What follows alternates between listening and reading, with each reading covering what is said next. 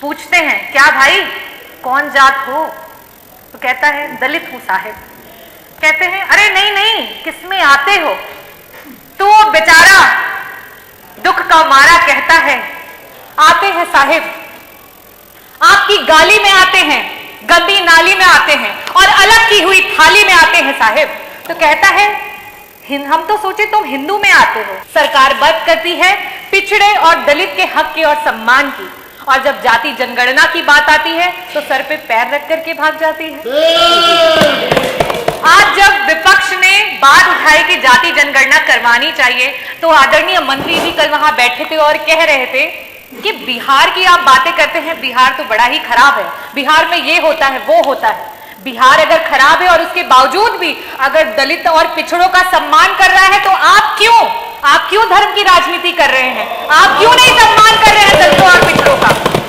आप सिर्फ चुनावी दौरान में आपके कार्यकर्ता जो हैं वो जाते हैं ग्राम सभाओं में और दलित बस्तियों में, और मैं बताती हूं क्या बातें होती हैं। पूछते हैं क्या भाई कौन जात हो, तो कहता है दलित हूं साहिब। कहते हैं अरे नहीं नहीं किसमें आते हो, तो वो बेचारा दुख का मारा कहता है आते हैं साहिब, आपकी गाली में आते हैं, गंदी नाली में आते हैं और अलग की हुई थाली में आते हैं साहिब। तो कहता है हम तो सोचे तुम हिंदू में आते हो।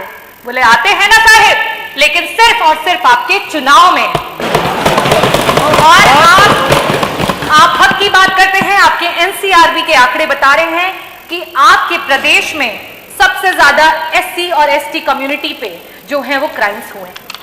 आज कानून व्यवस्था की बात पर पीठ थपथपाई जा रही है और एनसीआरबी के आंकड़ों को बताया जा रहा है। मैं आपसे ये कहना चाहती हूं, आपकी जो जीरो टॉलरेंस अगेंस्ट क्राइम की जो सरकार है वो सिर्फ और सिर्फ ढकोसलेबाजी है। एफआईआर सच और झूठ के बुनियाद पे नहीं, किस दरोगा की किस एसएचओ की पॉकेट कितनी गर्म की जाती है उसके हिसाब से एफआईआर दर्ज की जाती है। और आपको मैं एक और बात बता दूं कि जाति विशेष अमरोहा में, आपके जनपद अमरोहा में सिर्फ और सिर्फ पूरे जनपद में एक ही जात के सारे लोगों को पुलिस विभाग में डाल दिया गया था। ये तो आप लोगों को स्वयं भी पता होगा। और आज थानों पे चाहे कोई भी केस हो, चाहे वो अपहरण हो, चाहे वो चोरी हो, चाहे वो बलात्कार हो, चाहे उत्पीड़न हो, चाहे मर्डर हो या कोई भी जमीनी कोई केस हो, हर चीज का रेट आपकी सरकार में फिक्स करके रखा हुआ है।